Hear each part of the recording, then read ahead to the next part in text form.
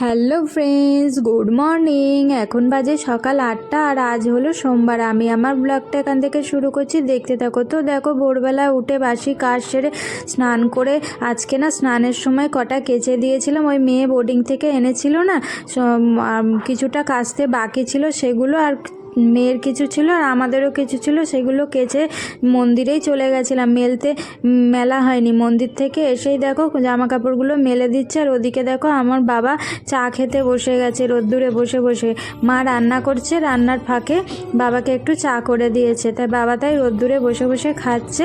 আর ওদিকে তো মা রান্না করছে, আর আমি দেখো মন্দির থেকে চলে এসেছি। এসে দেখলে তো জামা কাপড় কটা কেচে দিয়েছিলাম, সেগুলো ছাদে মেলে দেখো বাসি বিছানাটা তুলতে চলে এসছে। আর আজকে আমার মেয়ে দেখেছো জেগে রয়েছে, অন্যদিন ঘুমিয়ে থাকে, আজকে তাড়াতাড়ি ঘুম থেকে উঠেছে।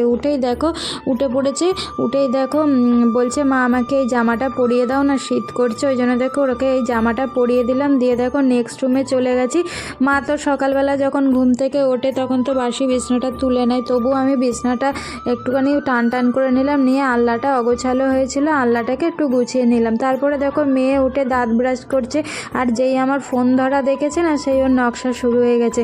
তারপরে দেখো দাঁত ব্রাশ করে নখগুলো বড় বড় হয়েছিল, একাই দেখো নখগুলো কেটে নিল নেইল কাটার দিয়ে। তারপরে দেখো এর মধ্যে মিঠু চলে এসছে কাজ করতে, আর তোমাদের দাদা দেখো পুজো করতে গেছে, পুজো করার আগে মন্দির পরিক্রমা করছে। তারপরে দেখো আজকে কটা মা সেই বড়ি দিয়ে দিয়েছিল না, সেই বড়িগুলো মা বললো একটু রোদ্দুরে দিতে, ওই জন্য দেখো রোদ্দুরে দিয়ে দিলাম বড়িগুলোকে। বেশ ভালো রোদ হয়েছে। এর মধ্যে দেখো মায়ের রান্না কমপ্লিট হয়ে গেছিলো। আজকে তো নিরামিষ, যেহেতু সোমবার, রান্না করেছিল ভাত করেছিল, বাঁধাকপি শিম মটরশুঁটি দিয়ে ঘন্ট করে ভাজা মতন করেছিল, আর মাশরুমের তরকারি করেছিল আলু দিয়ে। তো দেখো সকালের খাওয়া আমাদের হয়ে গেছে। সকালবেলার খাবার খেয়ে দেখো রান্নাঘরে চলে এসেছি। রান্নাঘরটাকে ক্লিন করতে কটা বাসন বেরিয়েছিল, সেগুলোকে মেজে নিচ্ছি।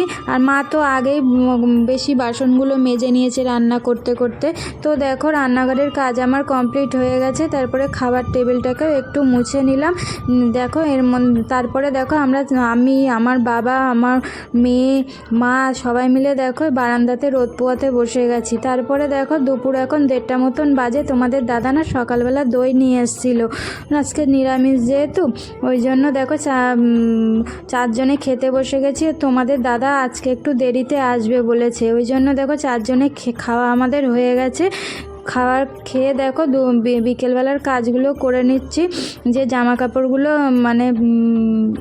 মেলে দিয়েছিলাম না সকালবেলা কেচে, সেগুলো শুকিয়ে গেছে, সেগুলো এনে দেখো ভাঁজ করে রেখে দিচ্ছি। তারপরে দেখো জানলাগুলোকে, এই ঘরের ওই ঘরের জানলাগুলোকে বন্ধ করে দিচ্ছি। বিকেলবেলা যে কাজগুলো করে থাকি সেইগুলো করছে। এর মধ্যে দেখো তোমাদের দাদা চলে এসছে, দাদা এসে খেতে বসে গেছে। আর সন্ধ্যে দেখো আমি 7টা মতন বাজে। তোমাদের দাদা বাজার থেকে না বেতো শাক এনেছিল, বেতো শাক আমার মা বাবা দেখো দুজনে বাচ্ছে বসে বসে, আর আমার মেয়ে দেখো বসে বসে টিভি দেখছে, আর হাতে হজমোলা নিয়ে আমাকে আবার দেখাচ্ছে। তো দেখো রাত্রের ডিনার আজকে বিরিয়ানি করেছি, নিরামিষ আলু বিরিয়ানি আর ফুলকপির পকোড়া। তোমাদের দাদা দেখো সবাইকে প্লেটে প্লেটে ভাগ করে দিচ্ছে। তারপরে দেখো রাত্রেবেলা আমাদের খাওয়া হয়ে গেছে। তারপরে মেয়ের বোর্ডিংয়ের 2টো কম্বল আছে, সেই কম্বলের না ওয়ার বানাতে হবে।